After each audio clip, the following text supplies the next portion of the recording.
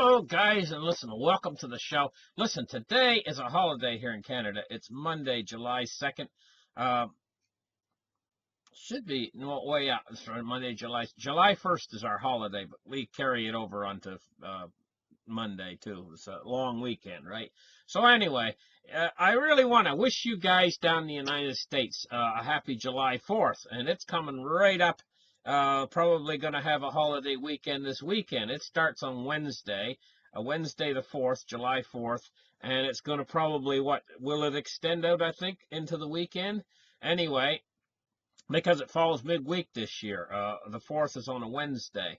I think it must extend out on the weekend. But anyway, happy July 4th, guys. So anyway, let's get this show underway, and it's going to be a fairly quick show, so let's get the charts open right here. And what we're going to take a look at first thing is Deutsche Bank. Dead man walking. That's what we got here. This morning it sunk down to 8.93 euro. And right now it's only at 9.12. She's a dead man walking, you know. I mean, these little rebounds it's been having, it'll go down and sink down to about 8 point something. And then you get these guys come in and buy at 8 euro. And then they'll drive it back up a little bit, like to 920. That's all they drove it back up to, and then it starts to fall again. What's happening is it's flushing these idiots out of the market, you know, right now. That's what it's doing, and this is the last thing it does before it gets ready to completely go down the tubes. So this process of flushing could take quite a little bit of time, or it could go really quick. But when this process is over, I mean, she could just drop to nothing. Let's take a look now at cryptocurrency. Now, if you guys remember, a few days ago, I told you, I told you I'm not going to give you financial advice on cryptocurrency. I told you I'm not going to tell you when to buy it or anything like that. No financial advice. But I did tell you that I would tell you when I'm buying it. Okay? Now, a few days ago, when it was 5,700 bucks, roughly, I told you I was going to go in and buy some. Well, I did. And now it's 6,599. So, but this, I don't really think that this is the final bottom. I was buying it as insurance in case, and I've made a little bit on it already. I mean, now it's went up to 65.98. It's went up like 800 bucks since I bought in. And I expect it could go up a little bit more, but I think she's in a bottoming process. It's still going on. So I think there's going to be another lower bottom, and I'm going to buy then too, and I'll let you know when I buy, just like I did this time. But I'm not going to give you financial advice on and tell you to buy it, because this is one of the riskiest assets on earth, and it's one of the most unpredictable things you've ever seen in your life. So Bitcoin, I mean, you know, as far as it's still a very risky speculative investment. But ultimately, what it's going to do down the road, a couple years from now, 2, 3, 4 years out from now, it's going to cease to be a speculative investment, and it's going to make a transition, and it's going to become a safe haven asset. That's what it's going to become. Now, let's move on to the silver price here. The silver price is hurting today. They've smacked it down as low as they can possibly. Well, I'm not going to say that. I almost said that. I almost slipped out and said as low as possible, but no, I don't know. They could, I mean, drive it down to $1. Drive it down to a penny. Drive it down to less than a penny an ounce. And then you'll get some old homeless person who's going to back the truck up and say, I'll buy it all. If it's free. You know, give me all the silver you got left. Some old homeless person when they drive it down to nothing. I mean, but how much power do these guys have at driving it down? Well, we see. They've got a tremendous amount of power at creating paper short contracts, which are basically exchanged ETFs of silver that are not real silver. It's just the representation of silver. And then they flood the market with these. And then that drives the price down. And then what they do is then they buy these contracts back. It's a game that they're playing, and they've been playing it for quite a while. The big bankers are involved. Deutsche Bank is one of the ones that spilled the beans, and they said, hey, you know what, these banks, and they named a number of names.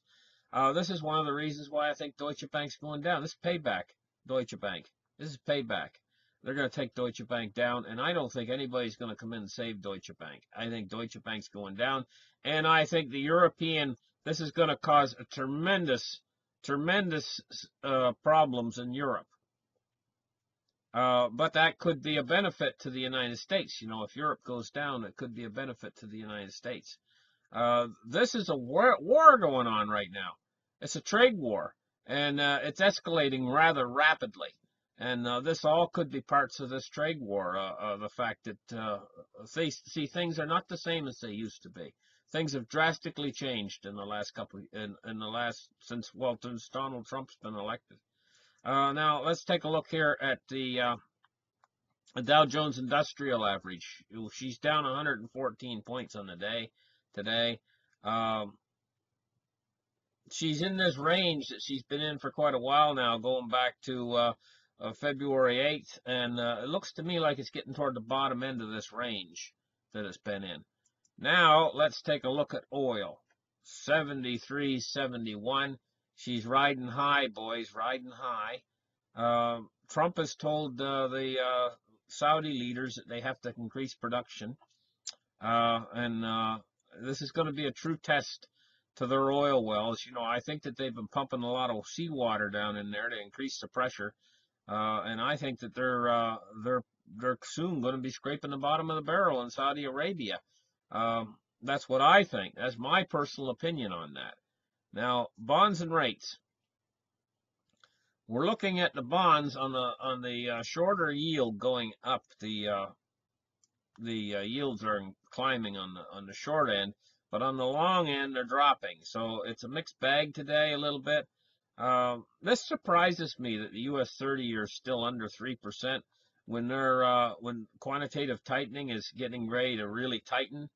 And the U.S. 10-year is at 2.85. This is absolutely amazing, that 2.85, when they're getting ready to go to $40 billion a month of quantitative tightening. Well, they've started today. $40 billion a month of quantitative tightening. And it's amazing that these yields are not rising and rising fast. But we're going to have to wait on this. It might take a few days for it to actually sink in and these yields to start to go up a little bit and a little bit faster. This is something I'm waiting on, waiting and watching for this to happen. Now we're going to go to cryptocurrency market capitalizations. I meant to do this earlier, but I missed it on my charts. I jumped over it, but we're going to go back to it. 42.3%. $268 billion market cap. So the market cap's increased. All the coins are up today. Let's see if there's any big movers up.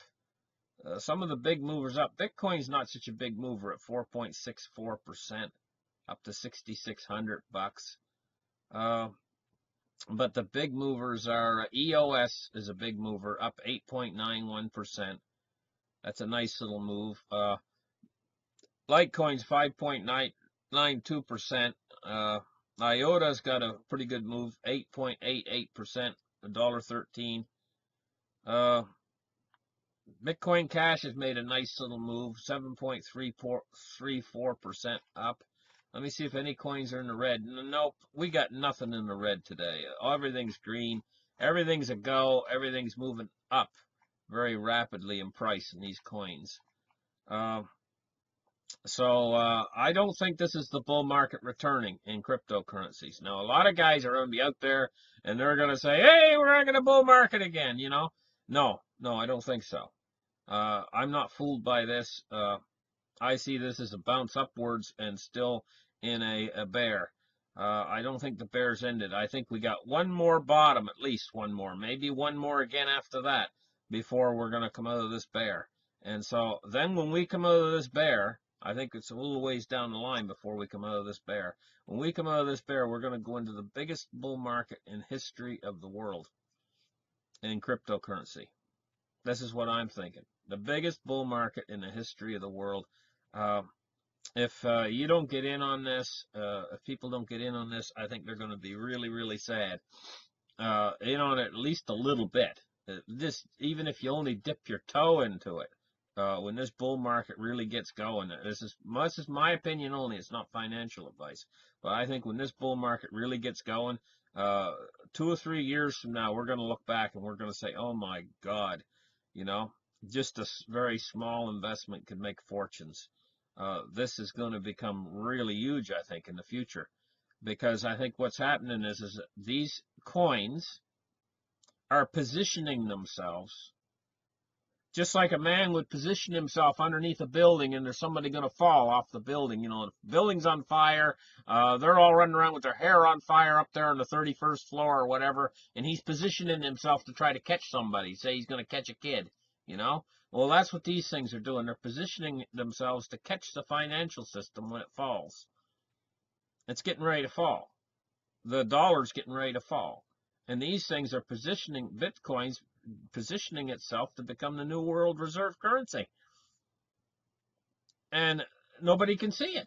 But it's been positioning itself for quite some time now. Yes, it's only got a market capital of 113 billion.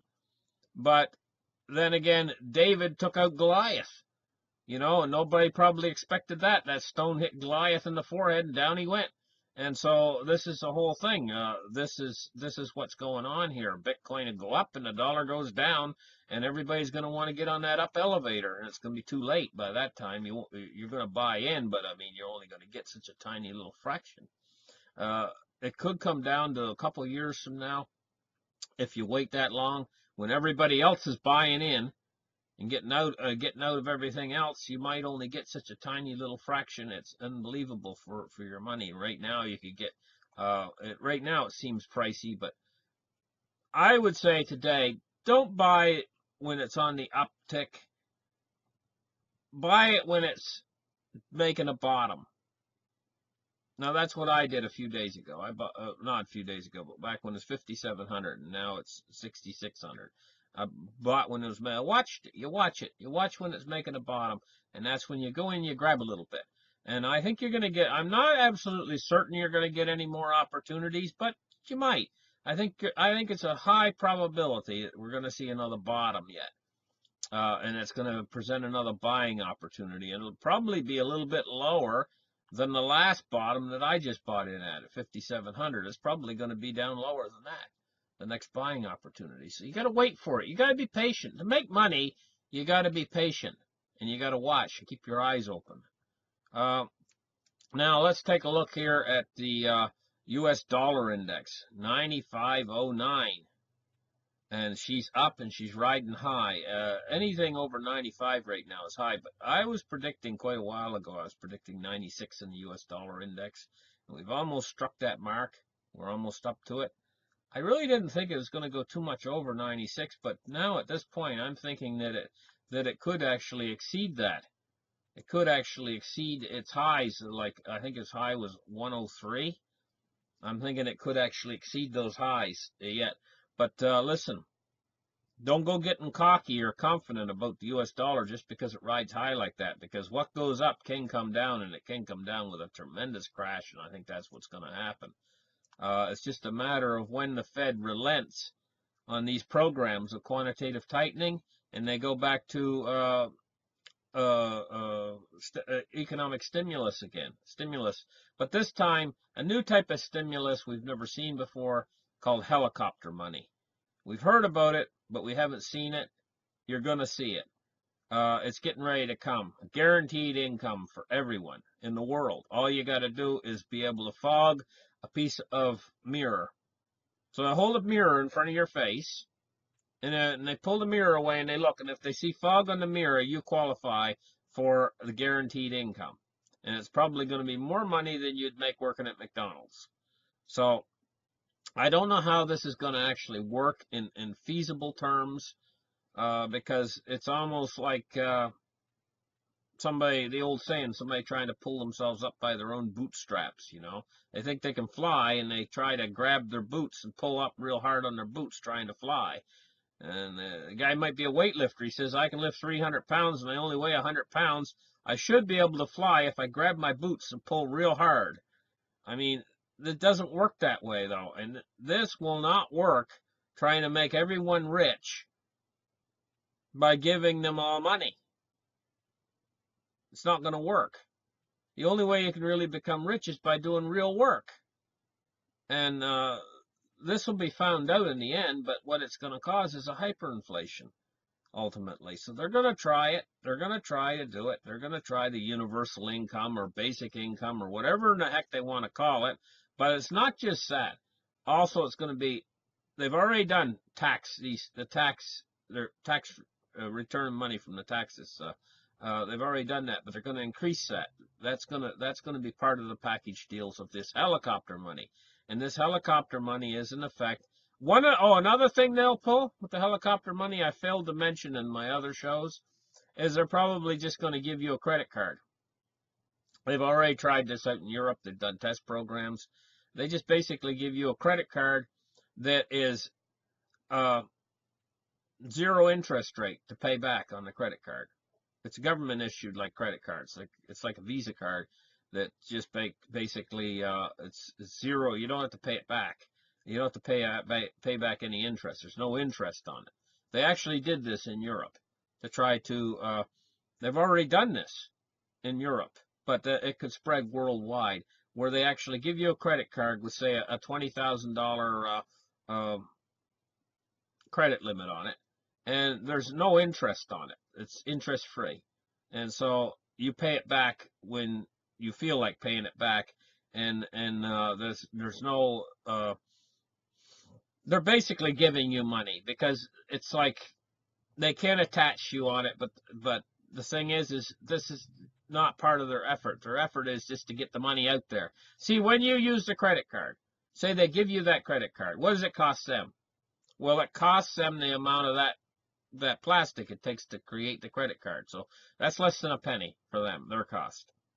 So they send it to you in the mail. You get that credit card. You go out with that credit card and you start spending up. Every time you use that credit card, you're creating money into the system.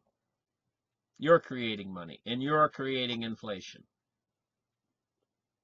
And that's the idea. That's the idea, is part of the helicopter money plan. Stuff like that. They got all kinds of crazy ideas. These crazy ideas haven't been launched yet. I'm sure they haven't divulged every crazy idea to me, because these are their crazy ideas. And I'm going to tell you what, these crazy ideas will not fly in the end. Ultimately, the whole thing's going to end in a hyperinflation, because they're just going to exponentially increase the money supply until they get it. So thank you guys for listening to this show, and we'll catch you again tomorrow. Bye-bye for now. We'll be off on Wednesday on the July 4th holiday. Bye-bye for now, guys.